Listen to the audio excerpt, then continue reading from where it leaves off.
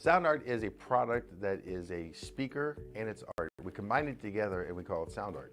What makes it so unique that any picture can be your speaker?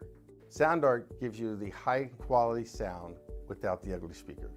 This isn't a picture with a speaker, the picture is the speaker. Just imagine your wedding picture uploaded onto a canvas and now it's speaking 10,000 tunes. I mean, it's a very cool concept. What we like so much about it that you can take anything that means something very special to you, upload it on the canvas, have it hanging up in your room, your balcony, wherever you want to put it, and now it's a speaker. I mean, how cool is that? It's something that we have that and no one has. No one has this product. It's just a great gift to give anybody. It's just a neat concept.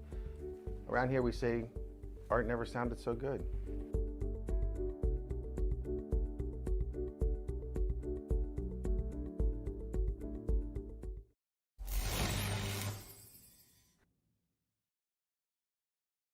After months of quarantine, we're all interested in how we can become our best self. The team at Permanent Makeup and Cryo is here to help you get the flawless makeup look every day without the extra effort or time. When it comes to your appearance, you deserve the best care that money can buy.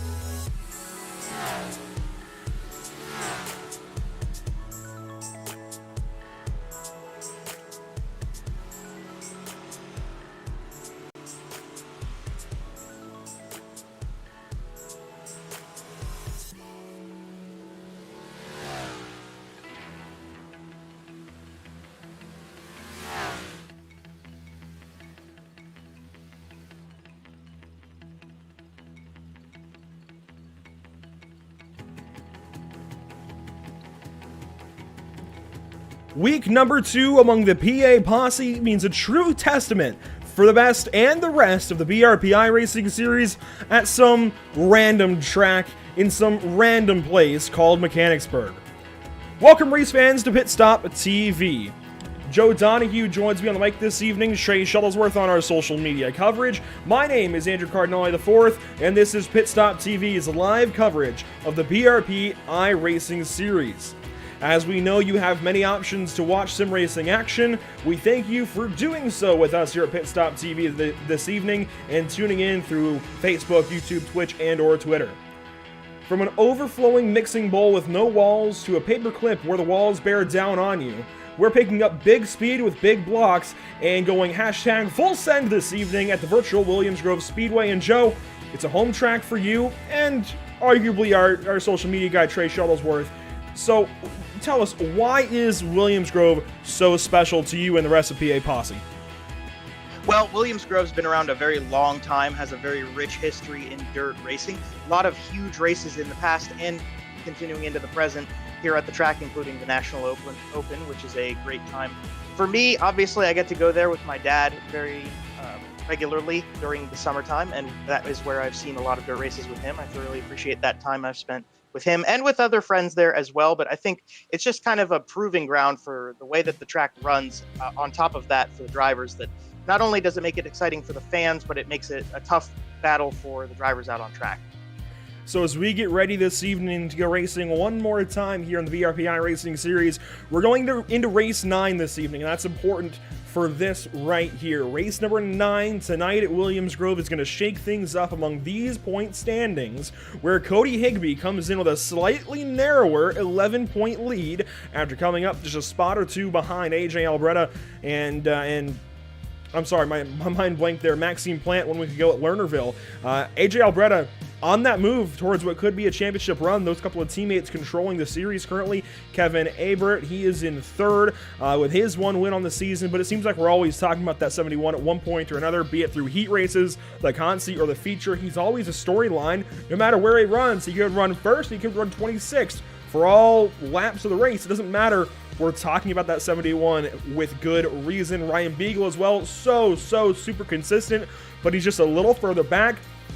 Then you get to those guys that are 5th and 6th, Maxime Plant, Thomas Richard, that make up over half of the wins so far this season. And again, Joe, they are so good, they are so fast, they just haven't been quite as consistent. That's why you see them 36, 46 points back with a tall mountain to climb as the races are winding down. Now, I want to point out this graphic. I made this morning. I don't think anything has changed, but we'll find out more about that, I'm sure, in the coming weeks as things get changed up. And we'll just leave it at that. Michael Hackett, he comes into 8th place behind Travis Miller. That 22 car, that is one of the more painful, I think, storylines for myself going through this season, Joe. Travis Miller, fresh off of a championship last season, and 2 championships actually here on the channel. Unfortunately, well, it's not looking so great this season. 52 points out of the points lead. It's not been a bad season necessarily, but certainly not one to remember, I don't think, for Travis Miller. Been a lot of frustrating finishes for him and the 22 team. Yeah, I was just about to mention those frustrating finishes. We've seen that 22 car up front plenty of times, and he's gotten some podiums this season, but ups and downs is definitely a great way to describe these last 8 races for Travis. And I think that that destroys the momentum that you can carry in, week out, and obviously takes away points that you maybe be able to get further up in the standings. I'll still give him credit, though. 7th place is not bad at all, not too shabby, especially when you consider having no wins compared to the guys who've gotten 2-3 even wins in the championship, and to only be 18 points or so behind Maxime Plant with 3 wins on the season. I think that still shows Travis is a very strong driver in this series. Absolutely. Now, I want to direct your attention towards the bottom of these point standings. Gavin Eisel in the top 10 for the first time all season, coming into race 9. It's very important because that 10th place battle is recently shaken up. Joe Matthews has had some really unfortunate, we'll say, runs these last few weeks. He's really dropped in the point standings, and that's opening up that 10th spot. Ryan Susi could soon join them. He has been on a huge decline ever since, I'd say, about race 4 or 5. It's just been a big slide for him, losing 10 or more points, it seems like, each week. But Gavin Eisel is only a couple of points ahead of Matt DeRitter coming into this evening, and they've got a lot of other guys close behind them. So watch that battle evolve over the course of the rest of the season. A lot yet to happen here in the BRP iRacing series, and so glad that we can be going over such action with you here at PitStop TV. Cars on the racetrack, this is their practice session. AJ Albretta currently out there. No surprise, he's top of the scoring pylon. He is leading his way and everybody's way here through practice. He's got a little under 2/100ths of a second, it looks like, over Brent Haas. Then Michael Hackett very close as well. Ryan Susi, hey, this could be a turnaround evening for him. He sits 4th right now in practice. Cody Higbee 5th, our new points leader. Travis Miller sitting in 6th. That's Maxime Plant, last week's winner at Lernerville. You got David DiPietro in the top 10. That's a really good practice time for him. Adam Hilton up there, and Double H Hunter Hullberg looking pretty good as well. Towards the bottom end, you see the big show: Randy Giroux, Dean Meitzler, Corey Howe, Tyler Pachalski, and Rick Rogalski. The bottom 5 drivers of our 25 that have connected so far. Looks like we'll have 25, so that means, hey, we're not sending anybody home. I think that's a trend we've been seeing lately here, Joe, but a good trend when you look at it in the fact that we're still getting really close, if not hitting our cap of cars. We just don't have to send these guys home after they go through practice and qualifying and heat racing. Yeah, that is always tough to have to send somebody out to the trailer before the race even starts, the feature that is. And so to be able to bring 25 drivers, which is one short of the maximum for the feature races here in the BRP iRacing series, but still, get that 25 driver lineup. I think it gives us great racing. It shows that there's a lot of support for the series, but at the same time, we're not sending anybody home early, and that's really nice for all of these guys, especially those more at the tail of the pack, that they can get some experience and get some laps in. So for the first time ever on PitStop TV's history over the last few years now, this is the second night in a row that we have dirt racing, Joe. It's certainly starting to pump through our veins. So happy, of course, to be covering dirt racing a bit more and more as time goes on. I truly love being able to show up and have these quick, fast-paced shows that give us some really good racing and some really good storylines throughout the season. It's just, it's fun. It's infectious covering these dirt races, especially with the BRP iRacing series and now Cross Series League Racing XSLR that we now have on Sunday nights. If you didn't catch last night's race, make sure to go back and check it out. Trey Shuttlesworth, our social media guy, he was on mic with me last night. We had dirt street stocks at the Lima Land Motorsports Park. This coming week, we will have, or actually this coming Sunday, we will have the Dirt 360 sprint cars at Eldora Speedway. The catch is that they are not always on dirt. They will be running two more dirt oval races, then switching to dirt road, then some road. It's somewhere that guys like these guys actually might be able to go over there, grab a few wins, help themselves in the points, and then learn some other disciplines of racing. I really like that concept. But I will say, these guys well-versed here in the BRP iRacing series as well, and we're going to see that here soon. Of course, we've seen Travis Miller make the crossover from dirt over to pavement multiple times and be so successful in the Bluegrass iRacing series that we carry on Wednesday nights. So, hey, it's not to say these guys aren't currently well-versed. Going straight into qualifying now, Joe. Some cars in the racetrack and flying some dirt. Throwing some dirt. Flying, throwing. A little bit of both, I think that's a good way to put it, as you get the first 84 car out on track. We'll get those times in quickly. They should be able to get these in fairly quick, so this session shouldn't take up too much time on your schedule. We're coming out of turn number 4. I think this is going to be a problem spot to watch tonight. I want to mention I've done some practice laps at this track. Well, I've done a lot of laps here at this track. This is my home course, so of course I've spent time on it. But problem spot is turn 4. I think turn 4 is the hardest part of this course, and that's going to be a part of the track you're going to watch out for tonight. So you got AJ Albreda out on track right now trying to set a time, as well as a couple others we're cycling through, and we will shortly be able to get some times up on the leaderboard. Cody Higbee going to be the first to check in. We'll see that scoring pylon come up on the left side of the screen, and you see Higbee almost a tenth back to Brett Haas, the first trip around the speedway. I'm sure that gap will narrow very soon. Coming around to complete lap number 2 is the 97C, our points leader. Will the gap narrow at all as Brett Haas, Ryan Susi, and more come across to complete their second lap times? It's not narrowing yet, Joe. That's some serious speed out of Cody Higbee.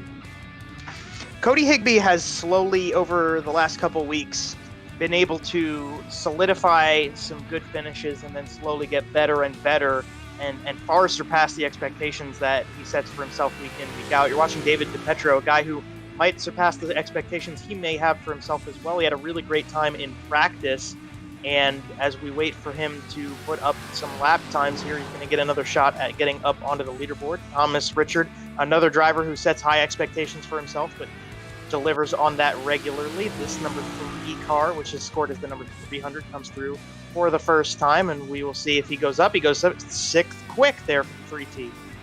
It's still a very large gap atop the scoring pylon. Here's Ryan Susi running through turns 3 and 4 currently. The number 38 that we've known to grown to know and love. There we go. Got the grow and know mixed up. But Ryan Susi's been so fast at various times throughout the season, just hasn't been able to capitalize for those race wins just yet. This might be a place where he does it. He sits 4th in qualifying now that Thomas Richard has jumped up to 2nd place. So that's worth noting there for the 3T. But Cody Higbee still over a half tenth. Now, on the stopwatch, that's not a whole lot. But when you pile that up over the course of a feature race, Cody Higbee's got some serious speed. Watch for the 97C to be oh so good yet again this evening here at Williams Grove Speedway. Qualifying wrapping up. You see the timer narrowing down at the top left of your screen. And we'll be heat racing before you know it here, Joe Donahue. So excited once more to bring these guys to Williams Grove. This is such an exciting racetrack. It's usually, I think, known more so for sprint car racing, and that makes sense in Pennsylvania, but it can still put on great racing with other fields of other race cars, and we're going to see that this evening as Cody Higbee is going to lead us to the green flag on the pole position for heat number 1. We'll have Ryan Susi to his outside, starting from the second position. Starting third this evening in heat number 1, we'll have none other than the Big Show, Randy Giroux, in the 24 car. Michael Hackett to his outside. Hackett's had some great points runs lately as well. You cannot count out that 84H. Starting from 5th position, it's the other 84, or one of the other 84s, Ryan Beagle checking in. He's 4th in the points, and I'll tell you what, Ryan Beagle's got some pace as well. Watch out for him over the course of the evening. Tyler Pachalski, he will start from 6th in heat number 1, rolling off from 7th. You got Gavin Eisel newly into the top 10 in points, and Mike Wenner to his outside. The final car here in heat number 1, it's going to be Rick Rogalski, and seeing these guys go up to 9 cars here in heat number 1 means we will have 3 heats, 1 of 9, 2 of 8. That gives us 25 cars. Yeah, so, and like you said earlier, we're going to be bringing them all straight through to the feature event, so don't worry about kicking anybody out of it from this one as they get ready to go next time by. So we're going to get the 1 to go signal this time. I think it's worth a little bit of a side note mentioning just a cool little factoid that I know personally is that the driver starting at the tail end of this field, Rick Rogalski, that car was painted virtually and maybe even done in real life by the track photographer at Williams Grove by the name of Christopher Hockley, if I remember correctly. Sorry if I botched that. Yes, sir. I want to say he goes by Hawk Dizzle. I know that guy.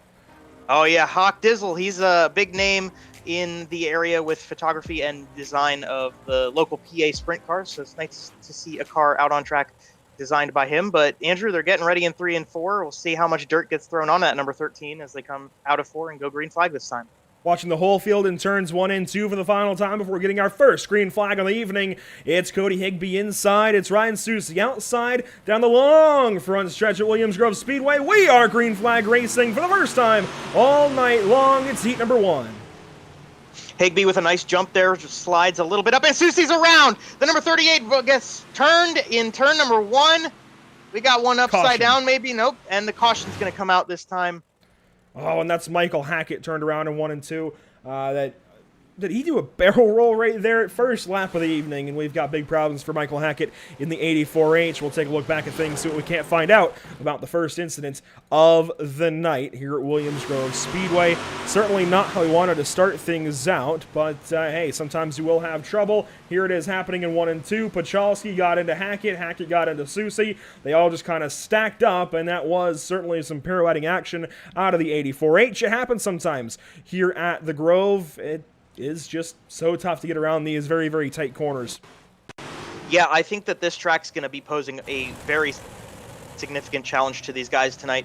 The amount of speed they're going to get down the straightaways, which are very long for a dirt track, relatively speaking, and then some fairly narrow corners to deal with at the both ends of the speedway. I think that's going to be a trend we're going to have to watch out for tonight. But we're riding on board with Hackett down through to turn number 1, starting on the outside of row number 2, and he's just got a lot of momentum that Susi doesn't have at that moment in time. And the track gets kind of narrow there when you go towards the exit of turn 2, and they're all bunched up already from the start. Just nothing that Hackett would have been able to do to really avoid that. I mean, he came on with a lot of momentum. It's just a tough way to start the night.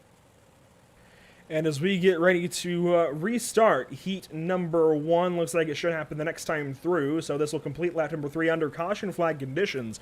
Of course, a massive, massive thank you and shout out to all of the BRP iRacing Series partners. Bickno Racing Products, of course, the namesake of the BRP iRacing Series. Rival Powder Coatings and Sandblasting. Matt DeRitter Designs. You can see plenty of his paints throughout the field. Butt Kicker, Feel What You've Been Missing. Jam Performance. And Miller's Auto Detailing. So many great partners here at the BRP iRacing Series.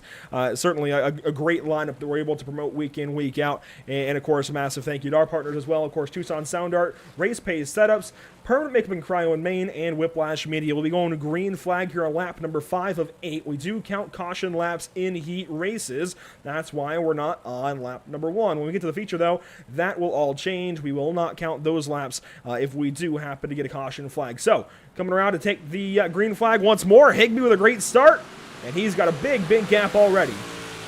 Yeah, Higbee went out of turn number 4 that time rather than waiting on the front straightaway, which definitely helped him get out front. Giroux now jumped up into second spot. He's got Ryan Beagle down on the inside trying to make that position back. Not going to go. They go single file into turn number 3 up at the front end of that group. Gavin Eisel now starting to peek his nose. Michael Wenner as well. Those two racing for 4th spot right now, out right at the end of the top 5. Flying through turns 1 and 2, now lap 6 of 8. You see everybody struggling for a bit of grip, and 3 wide contact. Wenner, Eisel, and Pachalski. They will keep racing to see another corner, but they're stacking up at the back as well. Rogalski's in all of this. He's on the top side, and that red 13. Oh, Wenner some contact. Eisel some contact. Wenner is struggling to hang on. He does, and we'll keep racing to see yet another corner.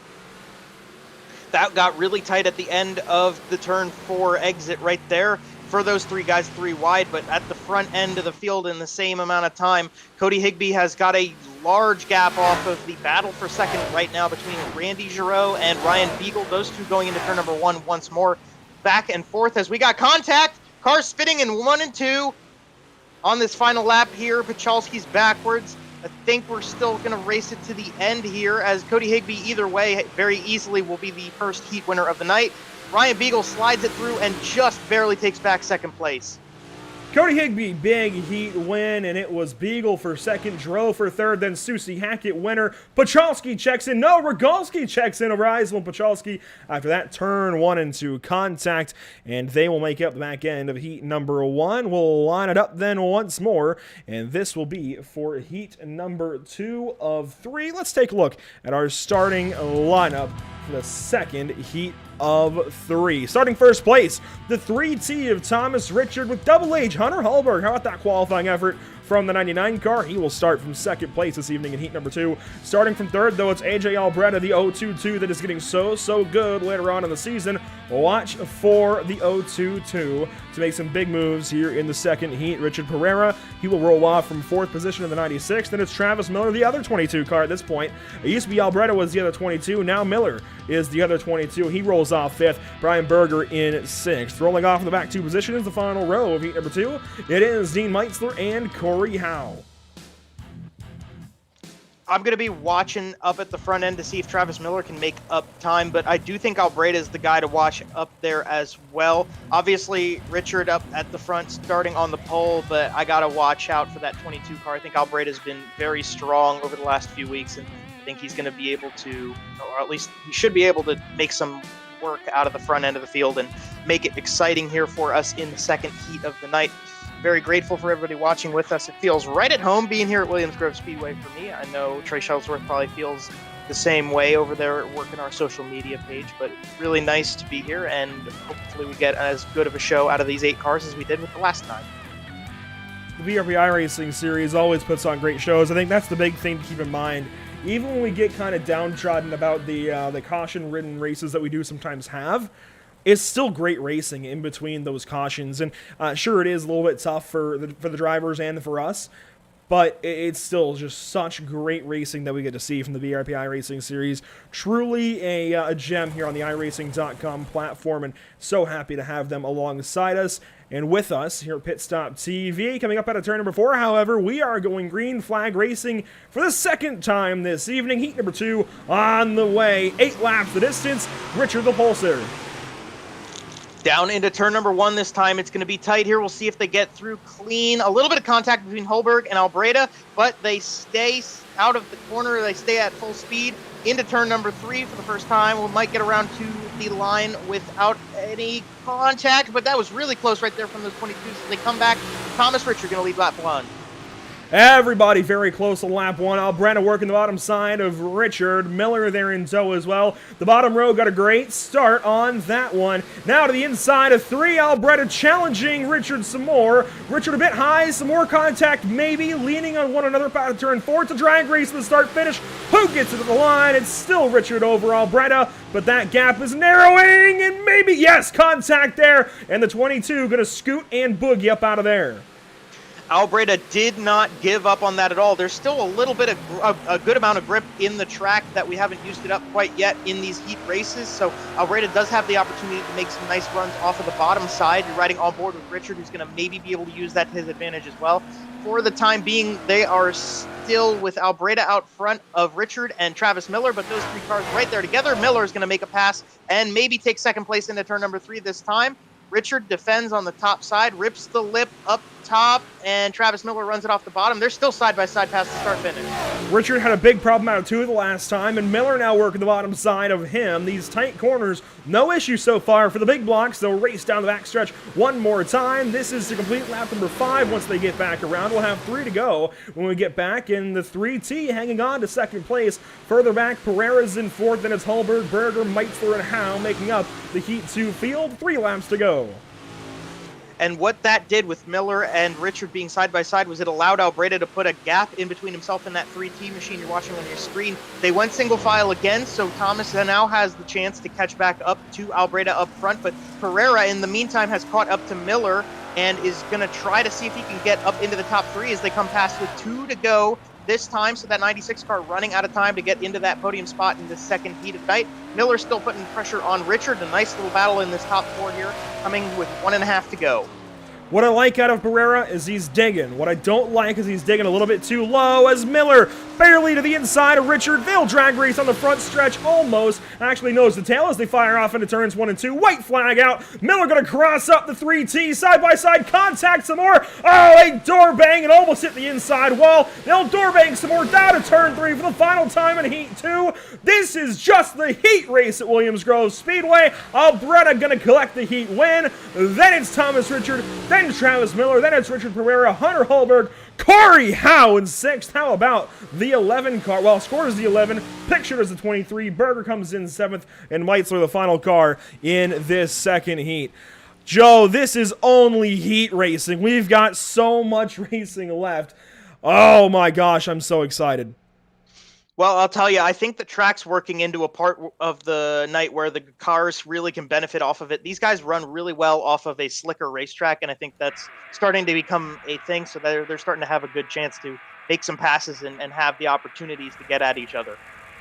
We'll take a look at our grid for heat number 3. Brett Haas going to lead us to the green. How about Brandon Gruhl? We keep talking more and more about him in heat racing. Unfortunately, not as much in the feature, but Gruhl just keeps improving in time trials, and at some point, that is going to translate to the feature race. Watch out for the 35, possibly even this evening. Rolling off 3rd in heat number 3, it's Maxime Plant, last week's winner from Lernerville. Then you've got Kevin Habert in the 4th position. Those two Frenchies, we always talk about them so much. Watch for them to make an impact this evening as well. Adam Hilton rolls off 3rd. Dan Sider, the 3rd of the 384 cars. He'll roll off 6th here in heat number 3. The inside of the final row going to go to David DiPietro. Jamie Porter, the 45, going to bring up the rear of them all, and he will start heat number 3 from the 8th position. Brett Haas, again, the pole sitter. Brandon Gruhl, 2nd place. Then it's Plant, Habert, Hilton, Sider, DiPietro, and Porter. 8 laps the distance. We'll send them off there once more.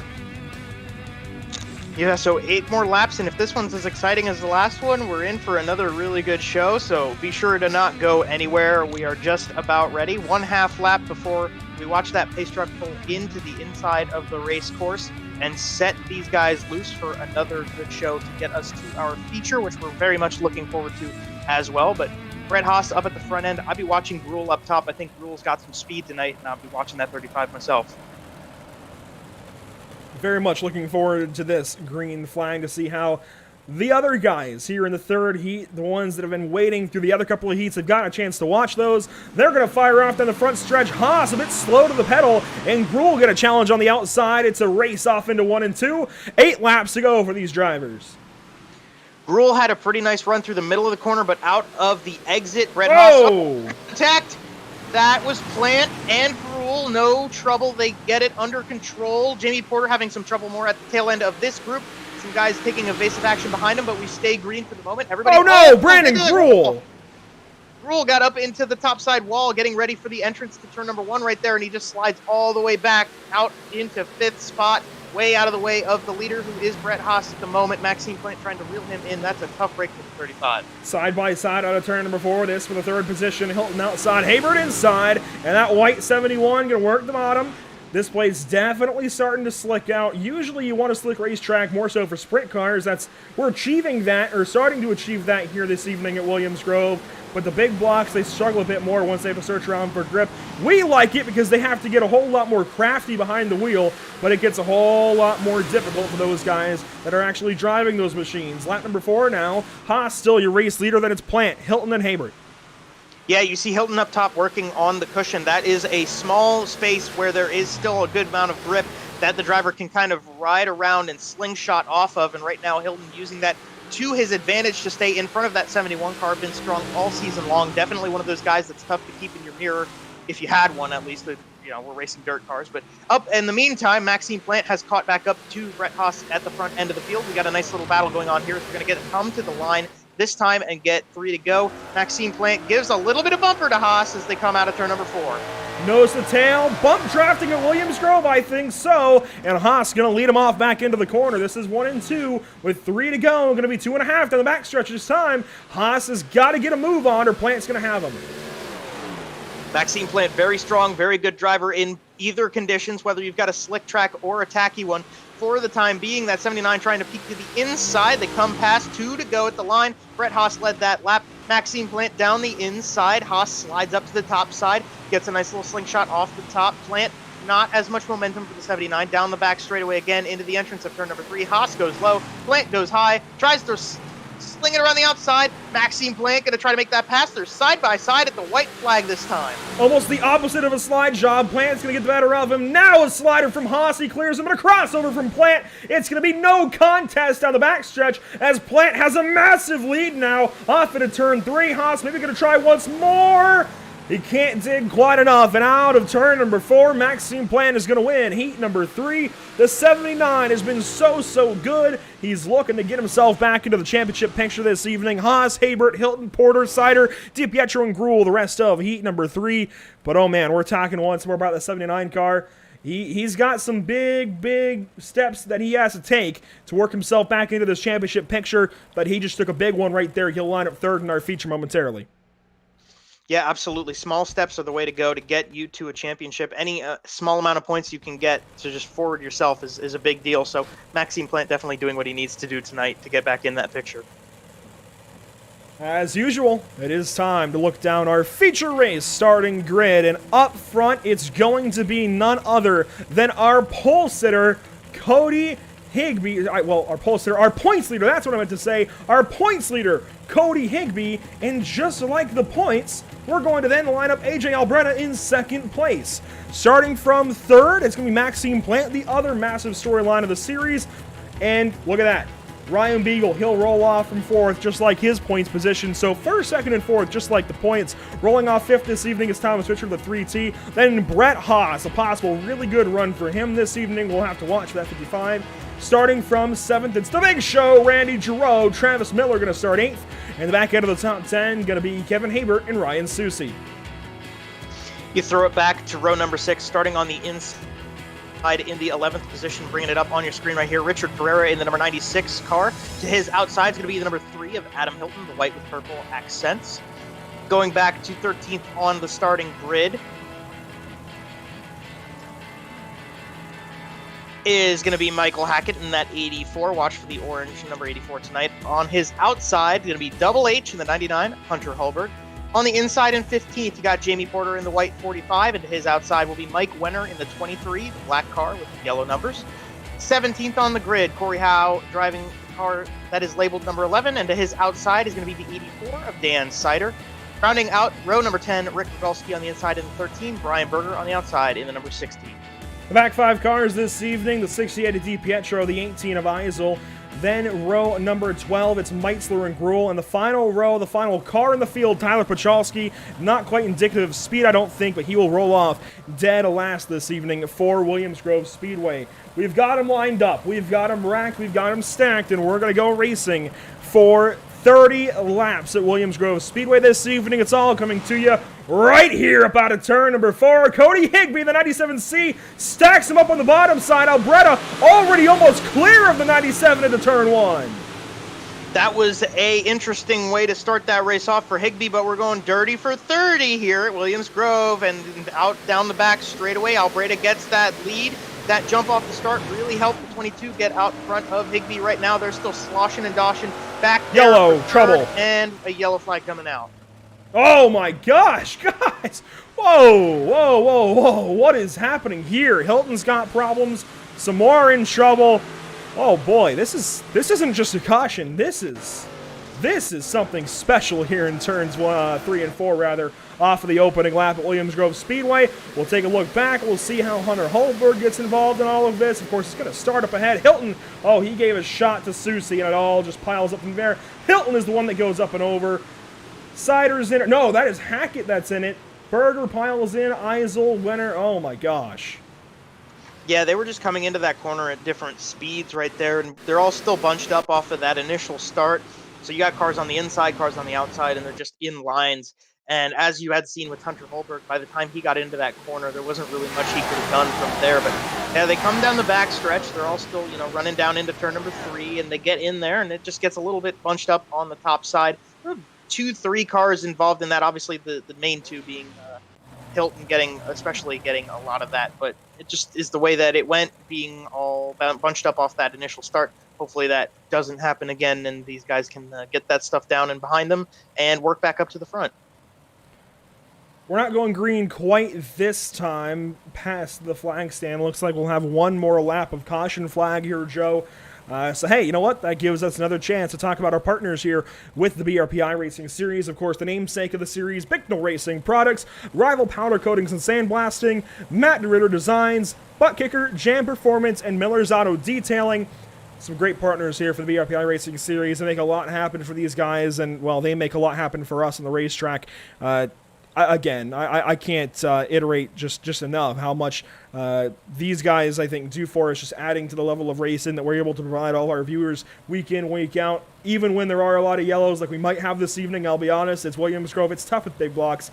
It's still great racing. We've had a lot of fun so far through just heats, and now into feature racing we shall go. Coming around to take lap number 2 now of 30, and a much more orderly start this time. And a much better start for Cody Higbee as well. This time he leads the way through turns 1 and 2. Brett Haas slid off the bottom side, got a little bit of a group bunched up there in the middle of 1 and 2. They seem to get it all underway. Travis Miller was involved in that as well, that they were all bunched up together. Yellow. And we have another one coming out here. We'll see what this is for. That's the Double H, Hunter Holberg, in that 99 machine. We'll see what caught out the Budweiser machine. And it's going to be another bit of a big incident for Holberg. This will be up out of turn number 2, however, as opposed to turns 3 and 4. We're waiting. There we go. Now we'll see the 99 in 1 and 2. And again, something's going to happen up out of 2. He blinks. Oh, Wenner must have hit the inside wall, and Holberg nowhere to go at that point in time. And we'll try and get one more look back at it, this time from the perspective of Hunter Holberg in the 99. Yeah, so turns 2 and 4 here at the Grove, they get kind of tight on exit. The railing, the fencing gets right up to the edge of the racetrack, and it catches guys out. I know back a couple weeks at Weed Sport, we had a couple guys get caught out by the concrete barriers on the insides of 1 and 4, and it's the same thing here with turns 2 and 4 at Williams Grove. That wall comes up on you very quickly, and if you're not perfectly lined up with that front tire, you're going to get some of it. You're going to slide off it, quite possibly collect a lot of other guys with you. So what happened there with Wenner, same thing that's happened a couple weeks ago back at Weed Sport, and something that is pretty notorious about Williams Grove. So as this does give us a chance to kind of breathe a little bit, boy, I can tell you I need it. I've got my head pounding already just from being so excited with this racing so far. Tell us where you're watching from out in the chat. Of course, Facebook, YouTube, wherever you're watching. You can do so on Twitch as well. Let us know where you're watching from, who you're pulling for this evening. I'm sure we've got a lot of fans, a lot of family, I think, is the big thing. Friends and family of a lot of these drivers. So tell us who you are pulling for, be it on Facebook or YouTube. We'll keep an eye out, and if we get some more cautions, we'll try and talk with you a bit more. Family, a big thing in racing, as we all know, Joe, and it's good to be able to talk with some of the drivers' family a little bit there in the chat. It's good that the family does come out and support these drivers as well. That's so huge for these guys to, and a lot of these guys do have real big blocks or real modifieds in some way, but even if this is the only form of racing they have, it's so good for them to be able to show their family they're doing something like this. It's a whole lot of fun as a driver, and it means a whole lot to them and their family to see what they're doing. And yeah, it's just very, very fun. We'll be coming around to take lap number 3 of 30 momentarily as we get ready to go for yet another restart. We've had 2 very quick cautions so far this evening. We'll see if we can go green on this one. We're going to give it a shot down the front stretch. We'll restart it one more time. Higbee got a nice start. Pretty carbon copy of the last one. Albreda. Oh, no. And they're going to pile in. That's a big pile up in 1 and 2. Upside down. Somebody's upside down, and they're still bunching in. This is yellow flag conditions. Got one backwards. Boy, that's a big one right there. That is a big one if I've ever seen it. And it started right up at the front of the field where Thomas Richard gets into Maxime Plant. And we'll watch this, of course, again on our PitStop TV replay. Here it is, and Richard just gets into the 79. I think Maxime had lifted a little bit for Albreda. Haas doing a tumble in 1 and 2. Everybody being piled into. Oh, my gosh. That's tough because that starts right up at the front end of the field, and obviously with everybody behind you, that just gives more and more opportunities for somebody to slide in and get involved in that crash as it continues forward. And it's really tough break for Richard too. I know he was coming on very strong. Brett Haas could have had a very great night as well in that 55 machine. It just catches some of those guys out at the front. Randy Giroux was involved in it, and then obviously they pile in behind him. That's tough, and did not need to see that, did not want to see that for those guys that were competing to finally break through, get maybe a top 3 out of tonight. Yeah, definitely rough to see for a lot of those guys. But the good news is, I said this last night actually with XSLR, is the street stocks that we had last night and even the big blocks that we have this evening, they're relatively durable. Now, these big blocks, you can catch a wheel wrong and you can certainly damage suspension components even on the sim, but they're much more durable than their real-life counterparts, I'd say. I mean, you can beat and bang in a modified, but being relatively open wheel, kind of open wheel but also closed, you could definitely tear some stuff up in real life if you have that kind of contact. Thankfully, these cars in the sim are a bit more durable because they are, of course, built from 1s and 0s. It is a sim, but still, I think, pretty realistic. I would agree with that. I think that big blocks do have the capability in real life to be a little bit more durable, well, a lot more durable than some of the counterparts that we see on dirt tracks, especially here at the Grove. I know I would rather, if I was going to beat and bang in a dirt car, be in a modified than a sprint car, but in the meantime, we did have a mention in the chat. We've got Ryan Norder down there rooting for the number 24, Randy Giroux. So it's good to see some people out here representing their drivers. So we want to make sure that everybody gets a sound off in, and be sure to let us know who you're rooting with or for tonight and where you're watching from. We're happy to take the time to spend with everybody here on PitStop TV, bring you this nice race. They're getting back and ready to go, that we should be getting the white flag or the green flag next time by, and get them back to racing. But in the meantime, be sure to let us know where you're from. We appreciate everybody coming out and spending their Monday evening with us. And to that point, Tanya Haas out in the chat letting us know, of course, that, I wonder who she's rooting for. Oh, yeah, it's Brett Haas, that guy in the 55 car, sharing that last name. Of course, we know who you're rooting for, Tanya. All you have to do is check in the chat. We know exactly that you're pulling for the 55 car. Unfortunately, he did tumble in that one, but still a whole lot of time yet for him to recover, and I'm sure Brett will do so. He's been so good this season, just unfortunately hasn't closed these races out the way he wants to. But hey, he's got an opportunity to do so this evening. We'll have 27 laps to go still as we restart, this time on lap number 3, coming to lap number 4. Cody Higbee off and away. Single file restart that time lets them get a little bit better spaced out into turn number 1. This time Giroux trying to make a pass on Ryan Beagle, maybe on the outside. A battle for third shaping up nicely out of turn number 2. As they get through turn 2, onto the back straight away. Now it's going to be a 3-car battle for the third spot as Travis Miller starting to get up there with those guys. Cody Higbee going to come around again, lead this green flag lap, first green flag lap of the night here with Albreda in second. Beagle in third. Higbee ran that fastest lap that time as we've got a nice little battle with Susie coming into the show in the 38 machine. How about Giroux? Randy's up to 4th position, gets on by Travis Miller, and they're working the top side now. As Susie, you mentioned him, he's up into 6th. He's bringing Haybert, Porter, Pereira, and Sider into the top 10. Let's take a look a little bit deeper in your top 10, and we've even got, who's this, Pietro? David DiPietro's getting up there. He is in 11th spot. Brandon Grill, we talked about him earlier on in heat racing. There's Gavin Eisel, now 10th place in the point standings. A lot of these guys on this single file restart, taking advantage of things, being a little bit cleaner, and I say that, and we have a caution flag. It's Corey Howe, it looks like, out of turn 4. No, it is going to be Hunter Hallberg again. And Hunter Hallberg down at the bottom side of turn number 2, so we'll get a replay and see what caused him to fall down to the inside of that corner, but that seems to be his problem spot here on the racetrack. Obviously, he got caught out before by Mike Wenner's incident, and we'll see what happens to the 99 this time. So he comes into the corner. Oh, big slider off of Hackett and Plant. They made contact up on the top side, and Plant kind of slid into where Hunter Holberg was sitting in the middle of turns 1 and 2 right there, and just around he went. Pretty minor incident, but going to send him back to the tail of the field again. We're going to watch all of this set up, and this is Holberg in 3 and 4. You can see Hackett and Plant are doing some battling on the top side of the corner, and they're going to fan out a little bit on exit, and this is where Hackett gets a massive run. He's going to clear Plant into turn 1, I think through probably a slider up ahead of Hunter. And when they all get to the corner, they all kind of check up a little bit, and everybody comes right back to one another. Hackett ends up having to try and stop, doesn't quite actually clear Plant. That's where the checkup comes from. And Holberg really with nowhere to go. It all happens that fast, and try to make those moves. I mean, that's how you have to pass here at Williams Grove Speedway. Unfortunately, you've got to go for those big moves, but that is the end result, I think, is a lot of times you're going to have that kind of contact, and somebody is going to end up going around or at least getting sideways. Yeah, I mean, what Hackett did right there, that's just a classic move on dirt. Yes. Obviously, to pull a slide job like that.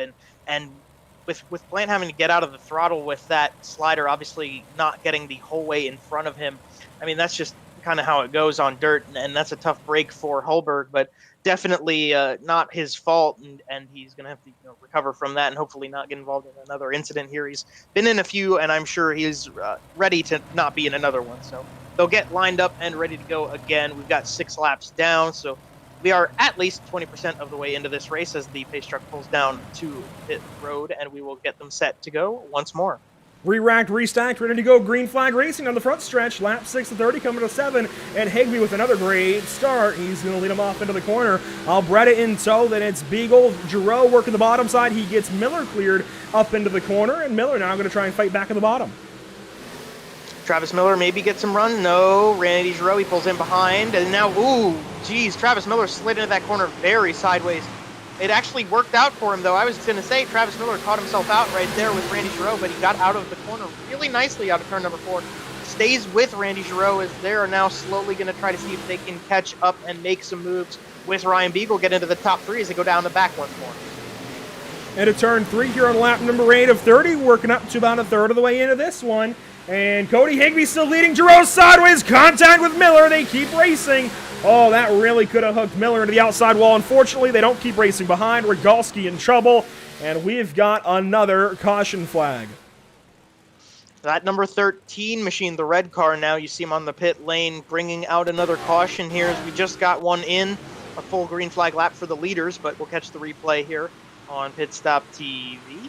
We'll see what happens to Rick. He's riding side by side with Thomas Richard down the back under the bridge into turn number 3. They both jump low. They both slide up to the top of the track, and I think just too much momentum for the 13 car at the end of that corner, and unfortunately just up into the wall, slid it around, and then comes to a stop in the middle of the corners. We'll take another look at this one. They went drag racing down the back stretch, and Richard to the inside, some contact there. I don't know that Rogalski really knew he was down there, and unfortunately they both tried to occupy the same space in the racetrack, that being the bottom side this time. And, well, they met in the middle, and that's the end result when 2 race cars try to occupy the same space here at Williams Grove Speedway, but also really anywhere. I mean, you get 2 race cars trying to be in the same place, you're going to have that contact, obviously, but especially here at Williams Grove, it's so tough to race even close to the same line. I really do feel for these guys because, we're going to get a little bit, like I said earlier, a little bit down maybe that these cautions keep coming out, but it is so tough to race big blocks here at Williams Grove. I love that it's on the schedule, but, it does really throw a wrench into the mix here, or as JP Costa would say, a spanner into the mix. It really changes things up for these race car drivers.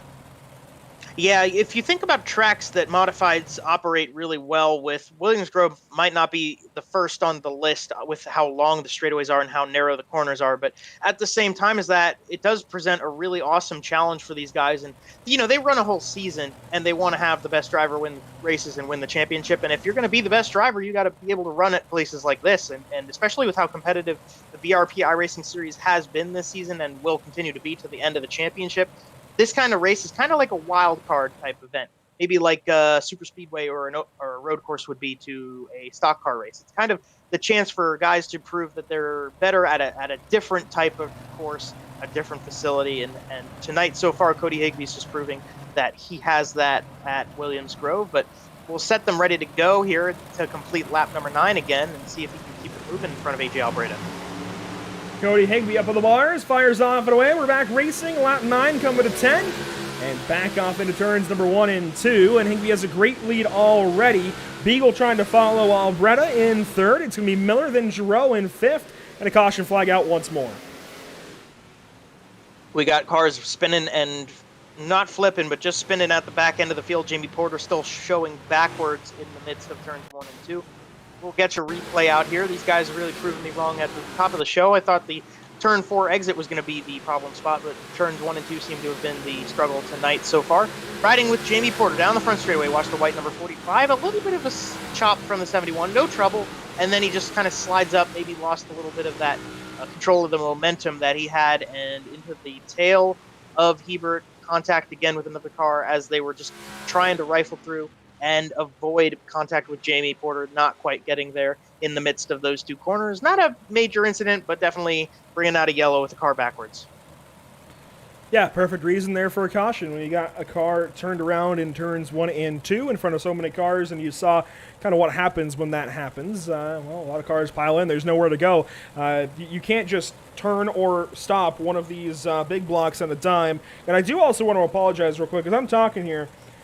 If you do hear, I don't know, some random noises in the background of my mic, I'm trying to fend off a cat that, you know, of course, these broadcasts require a lot of wires, be it for a keyboard, a mouse, whatever, a mic.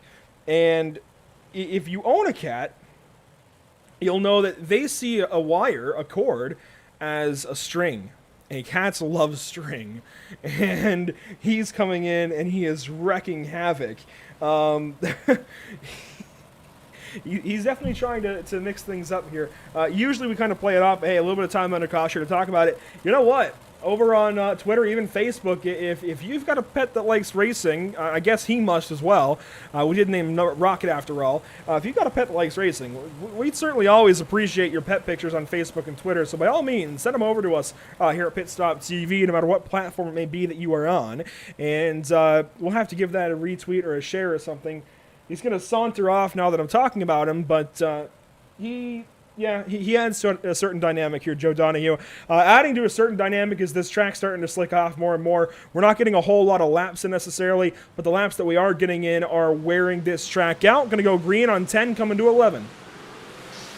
To the green flag. I think the yellow laps are allowing the track to kind of get worked in very nicely, that we can get solid traction up at the top side and the low side with having the slick stuff in the middle. Out of turn number 2, again, you're watching Cody Higby from above as AJ Albreda losing a little bit of time down the back. Into 3 and 4, they ride up top. Ryan Beagle in 3rd place right there, trying to hold on with Albreda. They see if maybe we can get that 84 car up into 2nd spot. Travis Miller holding on as well. A little bit of a small gap back to Randy Giroux, but definitely not out of the picture quite yet. As they come down the back again, that was iffy out of AJ Albreda right there. Yeah, he caught the inside wall like we've seen so many, including Mike Winter, do earlier on in this race. And it's easier to catch that wall, I feel like, at a turn 2 than it is at a 4. Something about the way these corners are set up here at Williams Grove. A side-by-side battle now for 3rd. It's Beagle working the bottom, and he's working so close to that inside wall up at a turn 2. Miller up top. They'll race once more to turn 3. It's lap 13. Miller up top, Beagle on the bottom. Miller's going to use the little bit of grip he can get out of the cushion to slide his car into 3rd spot. New driver in the top 3, Travis Miller, working that 22 car up in front of Ryan Beagle. Beagle's not going to give up quite yet. Out of turn number 2 this time, he's going to try to slide it to the bottom and get some momentum off that side. Travis Miller working the wheel. You're riding on board with the number 22 machine as he goes into turn number 3. Caution. Maybe a little bit of overturning there, but Brett Haas brings out a yellow in turns 1 and 2. Unfortunately, we were talking about Brett Haas having a whole lot of opportunity to still work his way back into this race. Well, he's around here in turns 1 and 2 to bring out yet another caution flag, and we'll take a look what happens to the driver of the 55 car out of New England. And he's racing Thomas Richard, and unfortunately we've seen a lot of incidents involving the 3T, just some contact there, and Richard, I think, just pushing Haas up the racetrack, but it's a very thin line you race on here at Williams Grove, and I think that's to be expected. It's unfortunate that it's just happening so often. Yeah, Richard kind of slid up there. A little bit of a slide job out of the 3 machine. And obviously they made contact right there. I think Hackett was the difference maker for Brett Haas, though. Not that it's Hackett's fault in any way, shape, or form that he was right there at the wrong time. But when you see, so Brett actually does a really dirty slider on Thomas Richard in through I let 3. that play through for context. That adds a whole lot.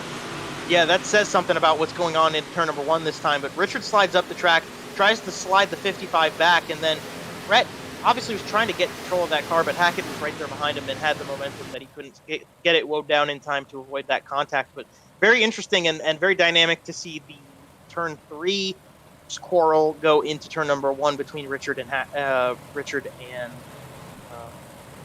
Haas there in the 55 car. Cody Higbee, still the race leader. I don't think that's going to change very easily, Joe. It's going to take a bit of a green run for Albretta or Miller, either one of the 22 cars, to have anything for the 97C. And this could finally be where we see Cody Higbee break through. He's been on the cusp of a race win week in, week out. And this might finally be that opportunity. Every time we talk to him post-race, I've got to ask him about just, when is it finally going to happen? When is that 97C going to break through and add a 1 to that win column? This might be the evening it happens. He's been so close. He's leading the point standings without a win. I mean, the 97 has been so good. I think Cody Higbee might have his opportunity this evening. I'll knock on wood for him real quick. I don't want him to be jinxed by me right here. And he's going to take another restart and fire him back off to the front stretch. Now coming up to lap 15, next time around, cross flags. I think it's always impressive to note the guys who can run at the top end of the points championship without having wins. It shows consistency and it shows strength. Right now, Cody Higbee's showing that out at the front end of the field. They go under the bridge and into turn number 3 this time. Higbee's got some pressure from Albretta. 22, he's got 2 22 cars actually giving him trouble behind. Travis Miller has made an appearance at the front end of the field. Falls back a little bit down the front stretch this time. Higbee jumps over the cushion, goes up high in 1 and 2. A couple other guys, you can see Ryan Susi did the same thing as they're going 3 wide. Pereira now trying to make a pass on the 71 on the outside down the backstretch. Oh, Hayward, some contact with Pereira. They get it sorted out for now. That's back around the backside of the top 10, 7th, 8th, and 9th, and so, as Sider and Plant round out the top 10. Up front, though, it's all Cody Higbee. That was a great turn 1 and 2. Did you see the way he parked it up on that outside wall and used the entire banking of turn 2 to drive away from it?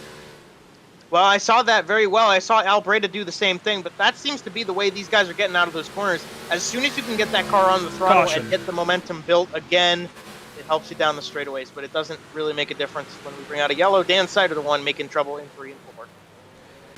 Dan Sider got in trouble, and he's going to have a lot of cars involved with him. We'll take a look back here. We were just looking just ahead of Dan Sider and Maxime Plant, and this is the battle just inside the top 10. Plant racing there in the 79 car, deep into 3. Oh, Sider just messed up. I think maybe corrected for what he saw in his mirror. Di Pietro nowhere to go. Pachalski, Hilton, Eisel nowhere to go for those drivers. And another big one in turns 3 and 4. Yeah, and it did include a lot of other guys, but nobody really got caught out too hard from that incident. Sider was the only one flipping and sideways in the turn, so not too bad for the rest of those guys. Obviously some damage, not what they need, not what they want, especially getting towards the closing stages of this race, but definitely not too much to work with extra for them. And not the same for Sider, though. That's a tough break for Sider. So we are now through 17 laps, because once we restart in a moment, we'll be coming to lap 18, and obviously a lot of start and stop this evening, but I gotta ask you, if anybody's going to upset the 97 of Cody Higbee, who's it going to be? AJ Albretta. I think Albretta is showing that he is just as strong as Cody Higbee right now. Maybe not as much speed, but, I mean, when we were talking about how well Higbee diamonded the corner, I saw Albretta do almost the same thing behind him, pull the same path out of the corner. So I think Albretta is in the spot that he if he can get a little bit of speed together, he can make that upset happen. Being that strongest guy that I see right now behind the leader, I think if anybody's going to give Cody any challenge, it's the guy who's already gotten second spot pretty secured. Now, second part of that question, does that hold true for the championship, yes or no? I would say yes, because I think Cody Higbee's proven that he is very consistent, and that's how you win championships. So I would think Higbee can pull it off, obviously keeping it the same way he's been doing, not only this season, but Caution tonight, already. back to green. I was just about to say going back to green, and we go back to yellow. Starting to wear on us all here as we try to just go green flag racing, boys. Oh man, I'm not even sure where this one happens. This may have been just to call the restart back because I don't know if I saw anybody stopped. No, you know what? I hate to say it, but it's going to be this guy right here, Ryan Susi. Trouble on this latest restart. Yeah, I was thinking about finishing my quote there before they went back to green, and then if I would have known, I would have just kept it going. But we'll catch a replay here. What brought out this yellow with Ryan Susi in that 38 machine? See, it's white now. Really nice to see some mix-ups in paint liveries. Here we got Susi coming through turn 4. He just got to the bottom side of Giraud, out of turn number 4, and ran out of room in between that car and the inside wall. Spun out, slid around, hit the wall, brought it back to the pits. Tough break for Ryan Susi off that restart. Didn't even get a chance to make some time up. The onboard shot. He was digging to the inside of Giraud. Space ran out, and boy, the slightest of contact going to catch Ryan Susi out and going to hurt his chances this evening by quite a large margin. Unfortunately, putting him back on his heels. And this will give us our latest caution flag here at the Williams Grove Speedway. I don't think we even got to the line that time, Joe. I think that's a new one. We're not even going to tick off a lap. Usually we take the restart and we're able to tick off a lap saying, all right, we started that lap, we'll call it raced. Nope, not this time. We didn't get to the race or the start-finish line that time. And we'll redo lap 17. Well, that's all right. Let's give them a chance to get it down and maybe make some time up. Maybe learn from the last time for those guys who weren't involved to what they need to do to get around the car in front of them. Everybody in the field, except Cody Higbee, obviously, has somebody in front of them they'd like to pass. So maybe that gives those guys a chance to learn what the guy in front of them is doing on the restarts, see how they could maybe make that pass and get themselves one spot closer to the front end of the field, except for Cody Higbee, obviously. He's trying to figure out how to keep Albreda behind him and make the most out of the clean air and fresh dirt he's going to get in front of him.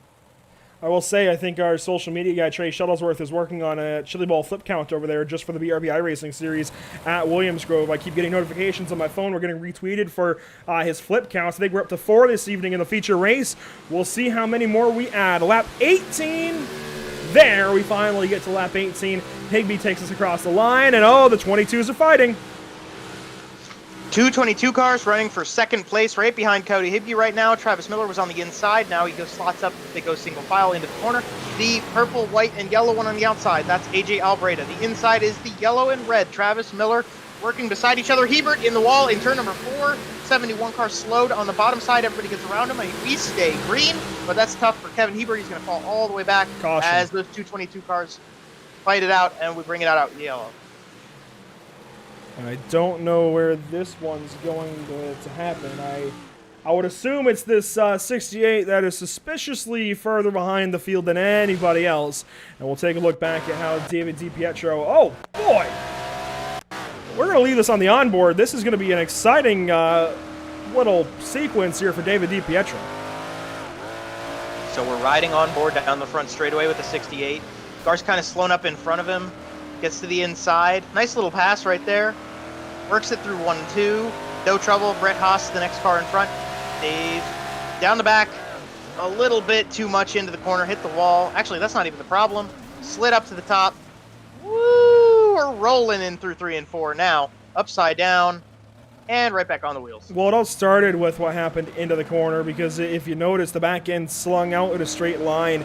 He had started his little flick into the corner.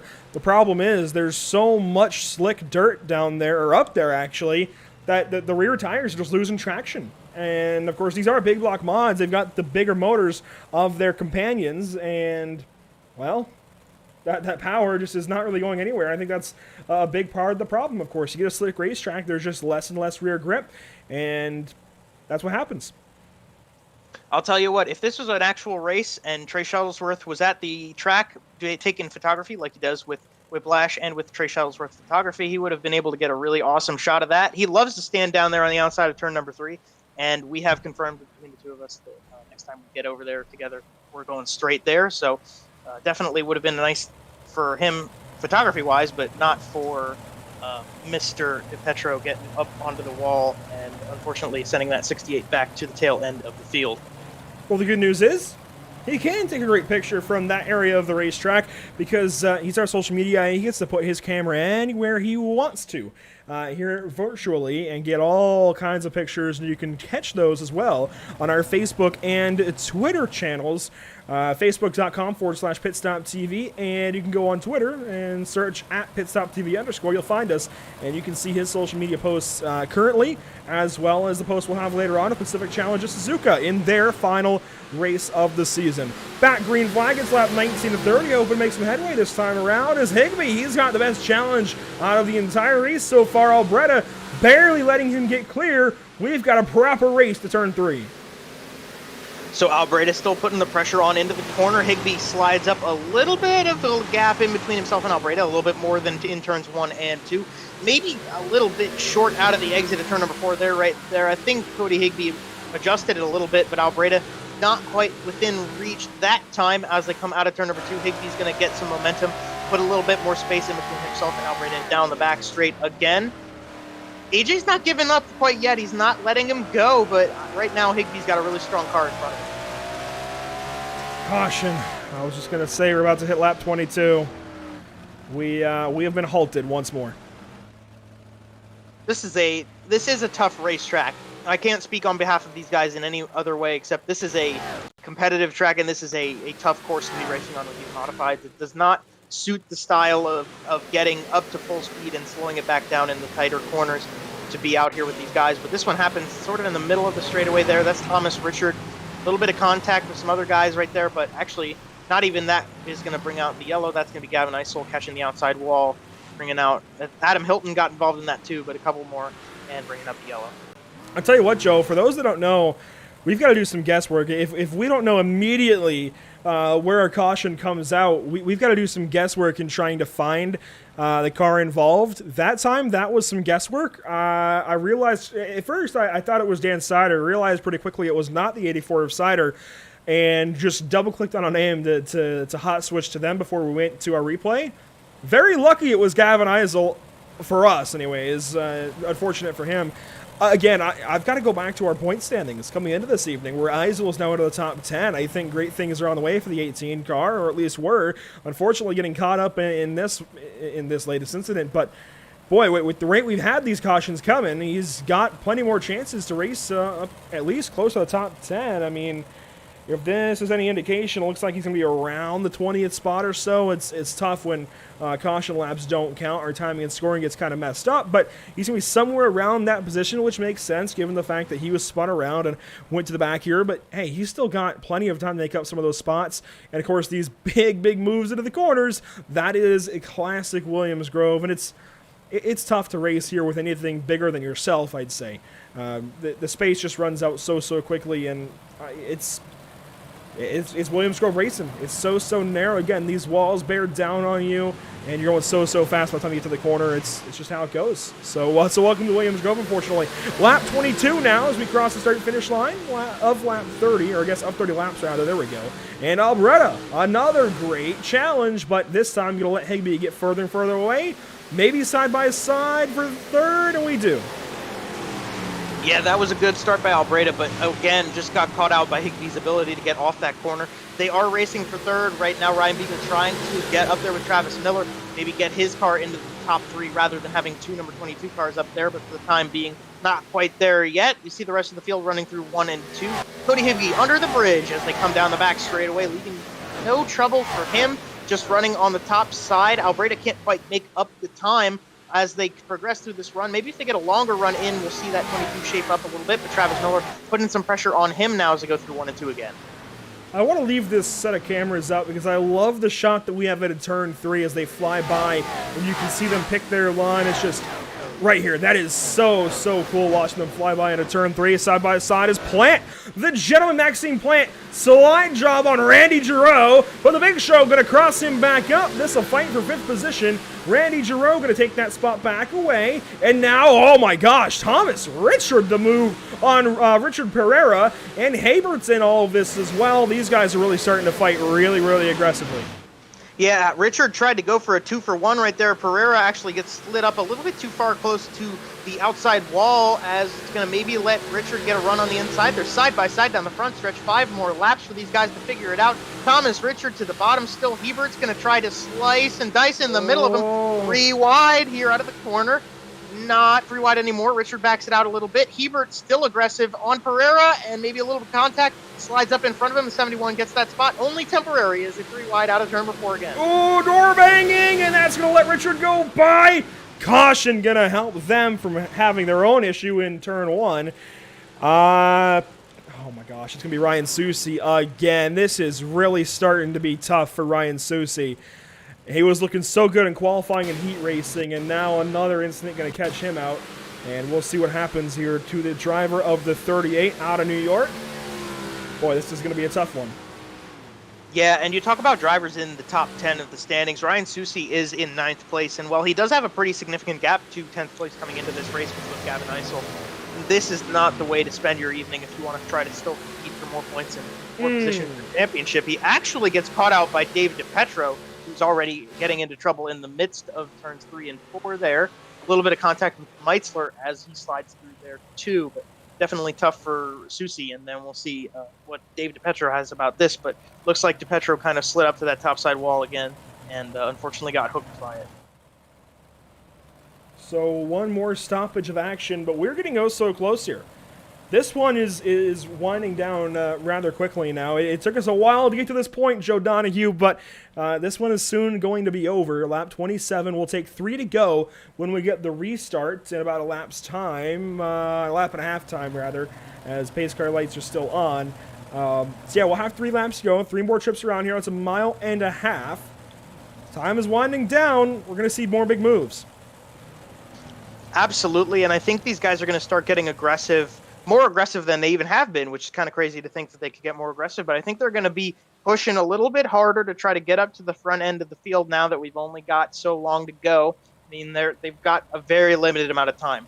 If you're outside the top 5 right now, you're going to need to get a good restart if you want to start getting up there and compete with those guys up at the front end. Being able to win here at Williams Grove, like I said earlier, definitely a high prize, a very different racetrack than what these guys are probably used to. And I'll take a minute to remind everybody that this is my home track by just giving a quick shout out to my dad. Dad, I know you're watching now. He was with me here, and I just want to let you know that I'm thinking of you, and I'm thinking about the next time we get to go hang out at Williams Grove when we're back home in the summer. Looking forward to it. But for the time being, this will certainly subside. Some great racing here with the BRP iRacing Series. 3 laps to go this time by Cody Higbee with the race lead. They fire off single file so close to that inside wall up out of turn 4. They race into 1. In through 1. They're all on the top side up to Maxime Plant down there on the bottom, working his way, trying to at least into the top 5. Working with Randy Giroux down the back straightaway. Under the bridge they go. In through 3 and 4. Coming to 2 laps to go. Beagle's shaking things up with Travis Miller. Randy Giroux is a part of that as well. They got a nice group of cars battling in that spot. Meanwhile, up front, Cody Higbee, no trouble from Albreda in first and second. They go down the back stretch, 1.5 laps remaining. Higbee trying to at least go flag to flag and win this race. All he has to do is dig back to the start-finish line. That's all he has to do, and this race is just about his. He's been out front so long tonight. Every single lap has gone the way of the 97. This is going to be a last-ditch effort here from AJ Albreda. Can he somehow get up to Cody Higbee and unseat his teammate for victory at Williams Grove? Down the back stretch, he's way too far behind.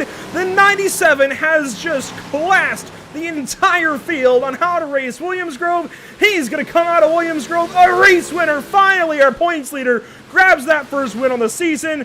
Cody Higbee, a big, fat W for the 97C. This is big for Cody and his entire team.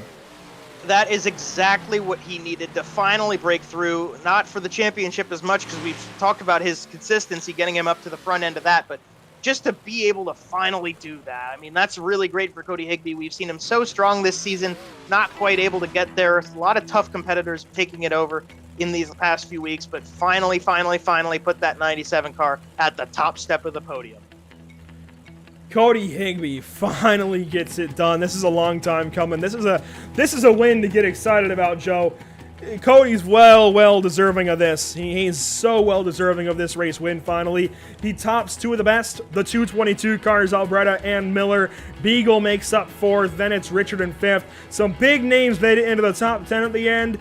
Keep in mind, Pachowski started dead last, finishes in the top 10. How about Tyler sticking through it all, makes it into the top 10 positions when it's all said and done. We'll take a step away momentarily. We'll be right back to you with post-race interviews, the top three coming to you very shortly. Stay with us here on PitStop TV.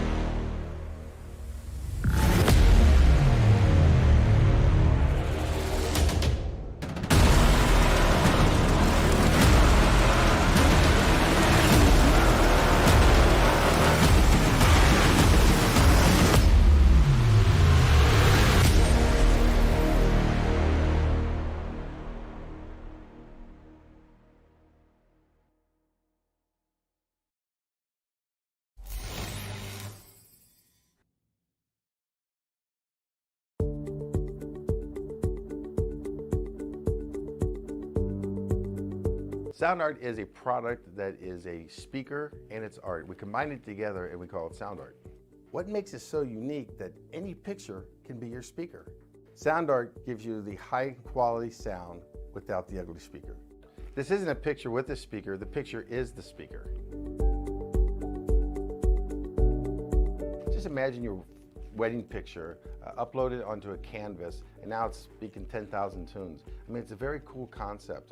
What we like so much about it that you can take anything that means something very special to you, upload it on the canvas, have it hanging up in your room, your balcony, wherever you want to put it, and now it's a speaker. I mean, how cool is that? It's something that we have that and no one has. No one has this product. It's just a great gift to give anybody. It's just a neat concept. Around here we say, art never sounded so good.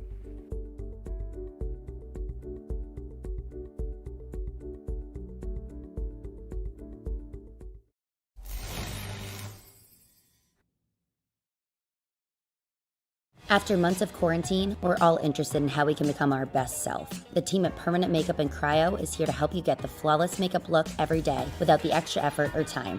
When it comes to your appearance, you deserve the best care that money can buy.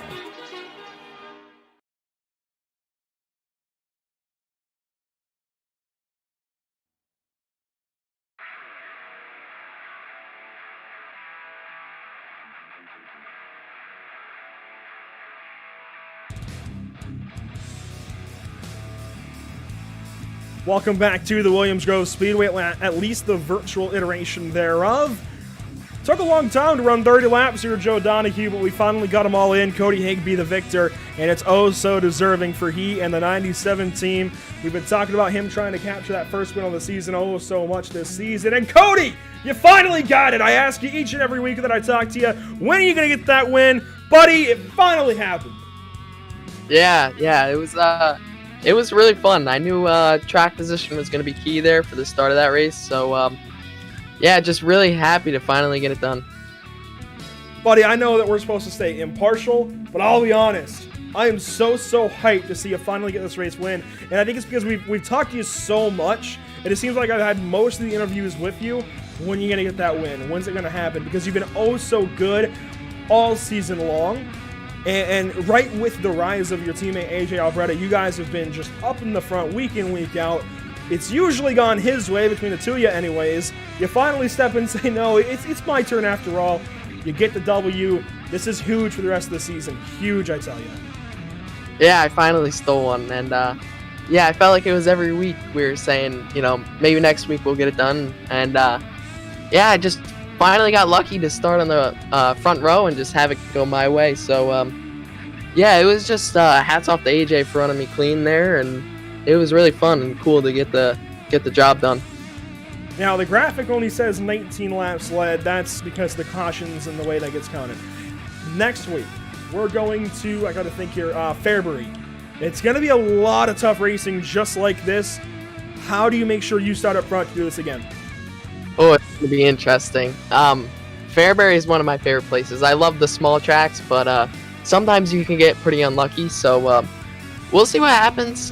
We'll run a couple practice races and stuff, and just see where the lines go, because that's really important, especially places like Fairbury and Williams Grove. It's really important to see where the lines come in. So yeah, we'll just do a little testing like always, and hopefully get it done again. So there is your race winner. Finally, it's Cody Higbee grabbing victory here at Williams Grove Speedway. Who do you have to thank? Who do you have to shout out this evening? Who makes it happen for you? Gotta shout out everybody at T-Berry Motorsports, all the fans for watching, and tune in next week. And thank you for putting this on. Cody Higbee finally grabs that race win.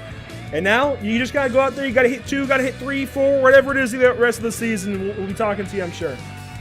Yeah, I'd like to click off a couple more. So Cody Higbee, you're going to try and click off a couple of more, and I think he can absolutely do so.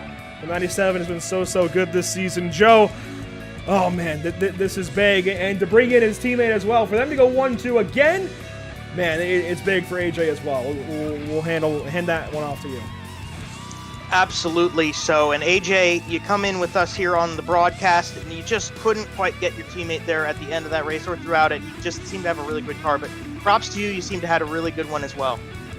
Yeah, car felt good. Car felt really good early on and throughout the heat race. Just wasn't good enough on long runs to catch Cody. I felt like I was right there on all restarts. Just as soon as you get more laps clicked in, and he was just better coming off the corner than I was. Just wasn't able to put full laps together throughout the whole race. It seemed like attack mode was off those restarts for you very much so as the runs ran out. And there was one car you wanted to finish in front of for the championship tonight, and that is the one car that beat you to the line. Tell us about how that feels and what your outlook is on the championship moving forward.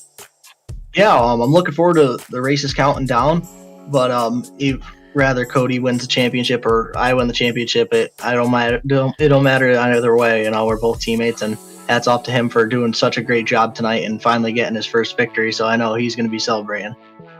Absolutely. And with that, this track tonight seemed like it was a challenge for a lot of the guys in the field. And obviously getting the grips on Williams Grove is something that a lot of people struggle with in time.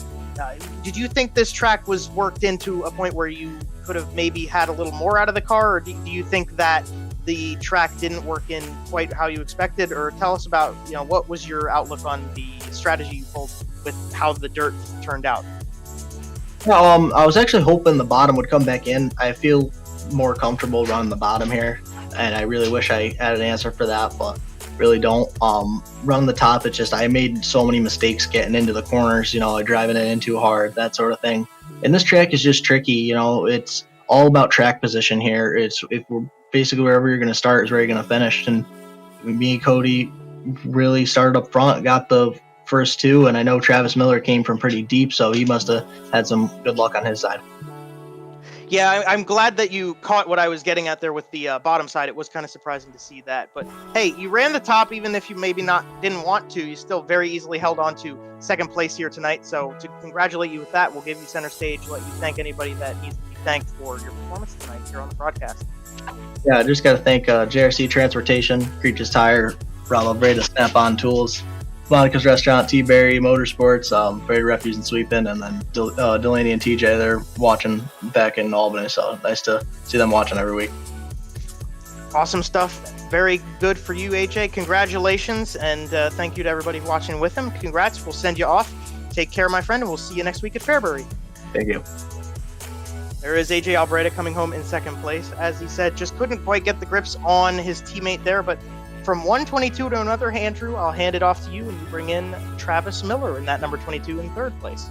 The guy that has suddenly become the other 22. Travis, it's been a long time no see, buddy. It's good to have you back here in the interview booth. It's been a rough season. I don't think there's any covering that up. I hate to kind of dig at the season you've had, but we haven't talked to you as much as we usually do. That said, you right the ship, you get up there, get a podium this evening. How'd you do it? I'm not too sure. I mean, I was kind of thinking that the last 10 laps, I was just going to, either hit the inside wall, maybe hit the outside opening. Something always ends up our top 5 run the last few weeks. So it's been unfortunate, and it's been a tough year, but hopefully we can end the season out strong here and maybe get into the top 3 in points. And tonight worked out for us, so I'll take a third. We talked about the points gaps at the top of the show like always, and there's some big gaps, but this one is going to help you, especially with the troubles for so many other drivers. Even if it's just a few points here, a few points there, eventually you're going to have that breakthrough race like tonight may have been. We'll have to see how the tallies work out. Regardless, the 22, I think, headed in the right way to battle with AJ to be the 22 again instead of the other 22.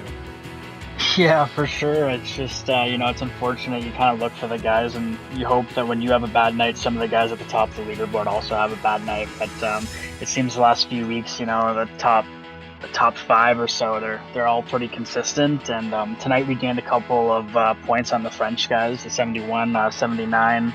Thomas a couple points. I know he finished, I think, 5th. So, it's just those guys are really consistent, and Cody and AJ are also really consistent. So, it's just we got to be a little bit better, and hopefully we can be consistent till the end of the year. And I guess it's really all you can ask for. So, hey, Fairbury next week, another tough racetrack. Going to be very tough with this field. What do you have to do next week to win? I'm not too sure. I guess just rip the fence and hope you don't get run over from behind, really. I mean, it's a tight racetrack, and there's going to have to be a lot of give and take. And I know a few of the guys in this league have been a little tough on give and take. Me as one of them this year. So, it's just going to be practice. Practice Certainly going to be very, very important. I like what you say there and how you're going to have to attack Fairbury. It's going to be a very interesting racetrack, a very interesting dynamic.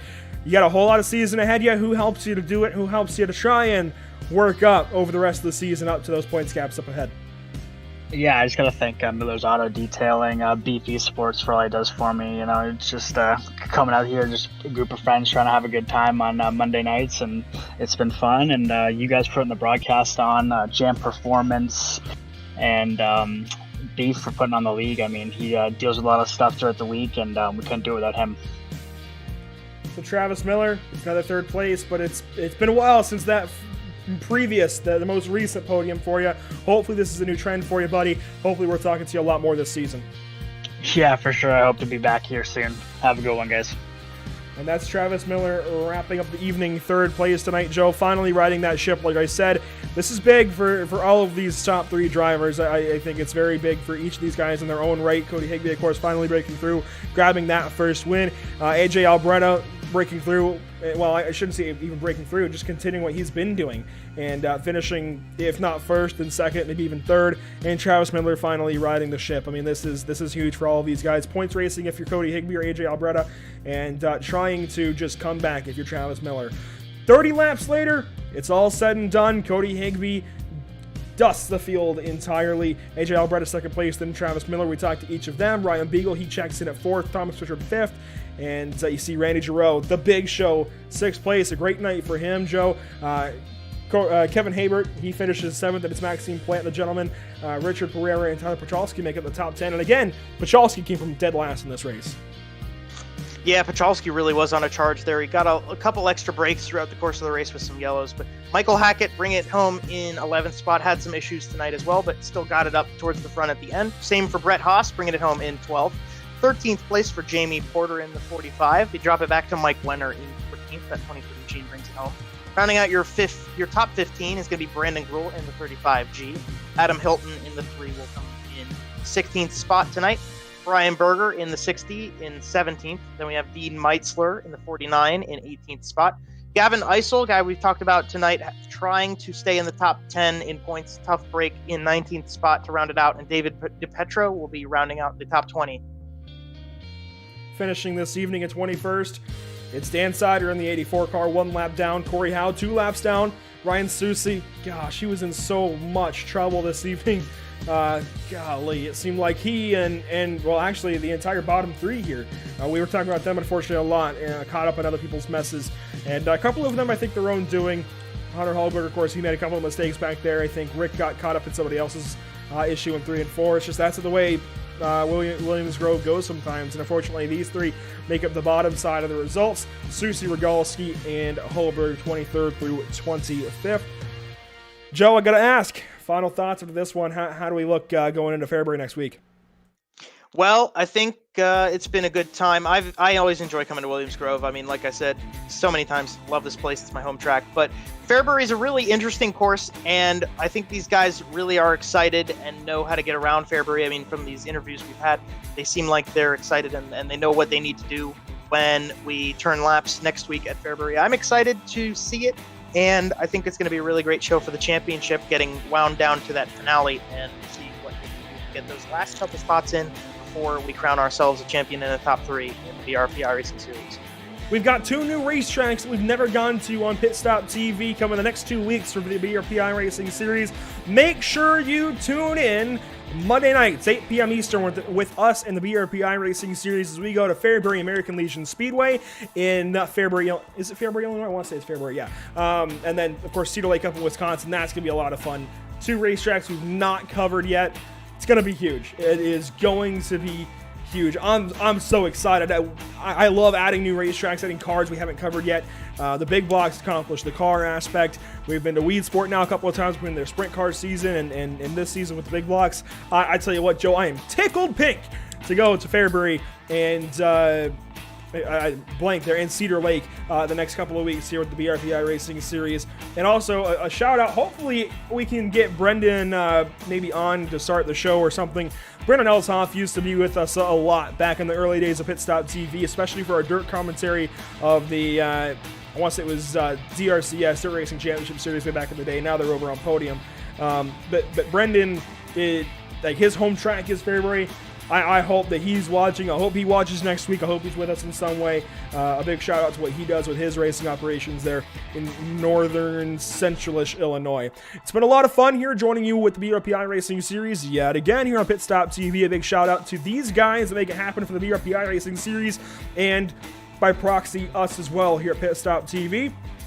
Of course, the namesake of the BRP iRacing Series, Bicknell Racing Products, as well as Rival Powder Coatings and Sandblasting, Matt Ritter Designs, Butt Kicker, Jam Performance, and Miller's Auto Detailing, and of course, our wonderful partners here at PitStop TV, Tucson Sound Art, where your picture is your music. Use promo code PitStop TV at checkout for 10% off of your order today. Race Pace Setups, where it's a community-driven setup shop, it's donation-driven, and it's not just a setup shop, it's a driver building program as well. So if you're just looking for a little bit of coaching, they have the hookup for you. Go to that Discord link down to the bottom. I kind of hit my mic there. That Discord link down to the bottom, they will get you set up. Tyler Campbell and crew, and they will get you set up fast on the roadside of iRacing. Of course, the big shout out as always to Permanent Makeup in Cryo in Maine.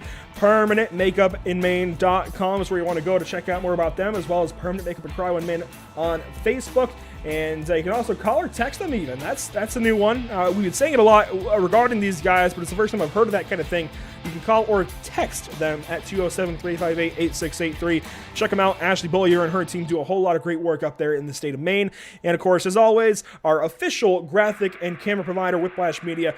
A lot of great stuff coming out of that stable as well. Joe, it's been a very, very fun ride, but that does conclude our coverage tonight of the BRP Big Block Modified Tour. We at PitStop TV thank you for tuning in and joining us for tonight's action. We hope you enjoyed tonight's broadcast. The channel stays active weekly, of course. You can catch a variety of racing throughout the coming days and hours as the Pacific Challenge wraps up their GT3 series at Suzuki International Racing Course in Japan in just about 18 minutes. We're getting very, very close to that one. You will want to tune in. Granted, you got a little bit of time to go grab some snacks, grab some popcorn, whatever it may be for you, and settle in. Going to be a great finale for that season. it's been great racing the entire time we've been covering the Pacific Challenge. Look, I'm very much looking forward to sitting on my couch here in a little bit and watching as Emerson Arden, Eric Brennan, JP Costa take you through the coverage there at Suzuka. Tuesday, so tomorrow night, Operation E Motorsport brings their 2-week GT4 Championship wrap-up to us, beginning with Mid-Ohio Sports Car Course. The week after, we go to Sebring International Raceway for an endurance event with those drivers. That's going to be a lot of fun. Make sure to tune in, and it's all for a great cause. Of course, you can check out Operation Motorsport on Facebook and Twitter. Also, you can go to operationmotorsport.org and donate.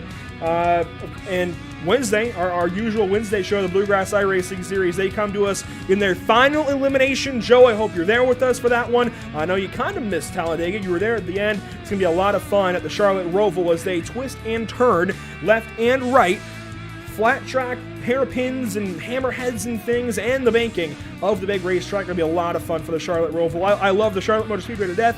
It's going to be a whole lot of fun taking around just all kinds of different little tricks and turns there for the Roval in the final elimination race in their championship. There's 2 races left for them as well, so you'll want to make sure to check them out this Wednesday evening. A whole lot's going to happen. I mentioned earlier we have XSLR now, the Cross Series League Racing Group. They come to you Sunday night with 360 dirt sprint car action, this time from Eldora Speedway, and then you can catch us back here at BRP next week from the Fairbury American Legion Speedway. Enough of me talking. We'll wrap this show up finally. Make sure to follow us on Facebook, though, at www.facebook.com/PitStop TV, on Twitter at PitStop TV_, on Twitch at www.twitch.tv/pit_stop_TV, and on YouTube at www.youtube.com/c/PitStop TV1. For all of PitStop TV, Joe Donahue beside me on the mic, Trey Shuttlesworth on our social media coverage. It has been a pleasure bringing you coverage this evening from Williams Grove Speedway. My name is Andrew Cardinale IV. Have a wonderful evening. Make sure to tune back in here on all of our platforms in 15 minutes now for coverage from Suzuka of the Pacific Challenge, and we will see you next time. Have a great night.